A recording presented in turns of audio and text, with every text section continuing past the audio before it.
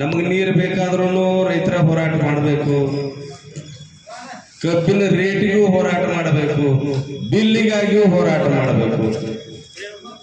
ಎಲ್ಲಾ ಬ್ಯಾಂಕಿನವ್ರು ಬಂದು ಮನಿಗೆ ಅರ್ಥಾಕಿ ಏನಪ್ಪಾ ಅಂತಂದ್ರ ಏನು ವಸೂಲಿ ಅಂತ ಹೇಳ್ದಾರ.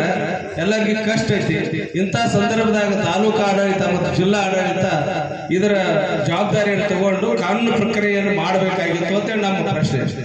ಅದ್ರ ನಮ್ಮ ಮುತ್ತಪ್ಪನ ಹೇಳಿದ್ರಿ ಇಲ್ಲ, ಒಂದಿಷ್ಟು ತೊಡಕದ ಒಂದು ಸೀಮಿತ ಇದು ಐತಿ, ಅದನ್ನ ಮೀರಿ ಅವರು ಮಾಡಕ್ ಬರಂಗಿಲ್ಲ. ಸರ್ಕಾರದ ಮಟ್ಟದಾಗ ಇನ್ನೊಂದು ಸುಧಾರಣೆ ಆಗ್ಬೇಕಾಗೈತಿ, ಅದಾದ್ಮೇಲೆ ಎಲ್ಲ ತಾನ ಸರಿ ಆಗ್ತೈತಿ ಅಂತ.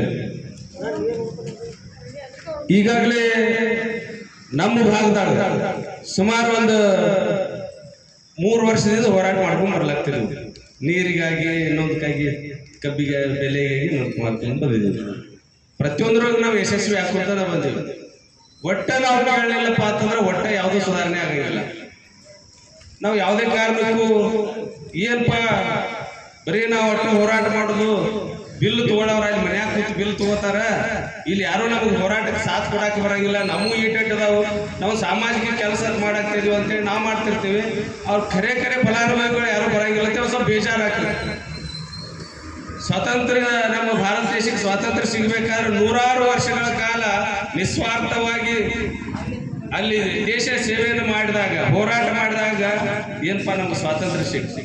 ಹಾಗಾಗಿ ನಾವು ಏನು ರೈತ ಸಂಘದವರದೀವಿ, ಹೋರಾಟಗಾರದೀವಿ, ಒಂದು ನಮ್ಮ ಸ್ವಾತಂತ್ರ್ಯ ಹೋರಾಟಕ್ಕೆ ಸಮಾನ. ನಮ್ಮ ಕಾನೂನು ವ್ಯವಸ್ಥೆ ಸರಿಯಾಗುವವರೆಗೂ ನಾವು ಏನಪ್ಪ ಅಂತಂದ್ರೆ ನಿರಂತರವಾಗಿ ಒಬ್ಬರಿಲ್ಲ ಒಂದು ಹೋರಾಟ ಮಾಡ್ಕೊಂತಾನೆ ಇರ್ಬೇಕಂತ.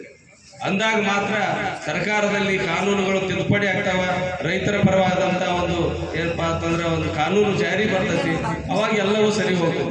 ಅಲ್ಲಿವರೆಗೂ ನಾವೆಲ್ಲರೂ ಕೂಡಿ ಒಗ್ಗಟ್ಟಾಗಿ ಹೋರಾಟ ಮಾಡ್ಕೊಂತ ಇರೋಣ. ಇನ್ನ ಏನೋ ಊಟ ಮಾಡ್ಕೊಂತಿರಲ್ಲ. ಹಾ, ಈ 3 ದಿವಸದೊಳಗ, ಈ 3 ದಿನದ ಹೋರಾಟದೊಳಗ ವಿವಿಧ ಭಾಗದಿಂದ, ಬಬಲೇಶ್ವರ ಭಾಗದಿಂದ ಬಂದಾರ, ಬಿಜಾಪುರದಿಂದ ಬಂದಾರ, ಮುಧೋಳದಿಂದ ಬಂದಾರ, ಮಾಲಿಂಗಪುರದಿಂದ ಬಂದಾರ, ನಮ್ಮ ತೇರದಾಳದಿಂದ ನಮ್ಮ ಶ್ರೀಕಾಂತನವ್ರದ್ದು ಬಂದಾರ, ಅಥಣಿ ಭಾಗದಿಂದ ಬಂದಾರ, ಆಮೇಲೆ ನಮ್ಮ ಚುನಾಪನ ಅವರು, ಆಮೇಲೆ ಶಶಿಕಾಂತ್ ಗುರೂಜಿ ಅವರು ಕೂಡ ಇಲ್ಲಿ ಬಂದು ಹೋಗ್ಯಾರ.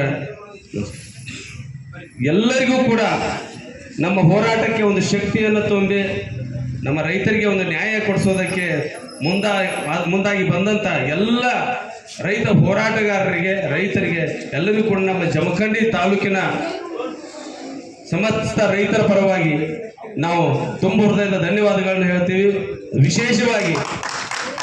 ವಿಶೇಷವಾಗಿ ನಮ್ಮ 3 ದಿನ ಹೋರಾಟದ ಸಂಪೂರ್ಣ ನೇತೃತ್ವವನ್ನು ವಹಿಸಿಕೊಂಡಂತ ನಮ್ಮ ಮುತ್ತಪ್ಪನ ಕುಮಾರ್ ಅವರಿಗೆ, ಆಮೇಲೆ ಭೂಮಾರ್ ಅವರಿಗೆ, ಎಲ್ಲರಿಗೂ ಕೂಡ ಸಮಸ್ತ ರೈತರ ಪರವಾಗಿ ಧನ್ಯವಾದಗಳನ್ನು ಹೇಳ್ತೀವಿ. ಅದೇ ರೀತಿ 3 ದಿನಗಳ ಕಾಲ ಇಲ್ಲಿ ಪ್ರಸಾದದ ಸೇವೆಯನ್ನ ಮಾಡಿದಂತ, ನೋಡಿ ನಾವೆಲ್ಲ ಇಲ್ಲಿ ನಾಳೆ ಕೂತಿರ್ತೀವಿ, ಅಲ್ಲಿ ಕೆಟ್ಟ ಬಿಸಿಲಾಗವರು ಅದು ಅಗ್ನಿ ಮುಂದೆ ಕೂತ ಅಡಿಗೆ ಮಾಡಿಕೊಟ್ಟಾರ. ಅಡಿಗೆ ಮಾಡಿದಂತ ಎಲ್ಲ ಮಹನೀಯರಿಗೆ ನಾವು ಎಲ್ಲ ಸಮಸ್ತ ರೈತರ ಪರವಾಗಿ ನಾವು ತುಂಬ ಹೃದಯದ ಧನ್ಯವಾದಗಳನ್ನ ಅವ್ರಿಗೆ ಸಲ್ಲಿಸ್ತಾ ಇದ್ವಿ.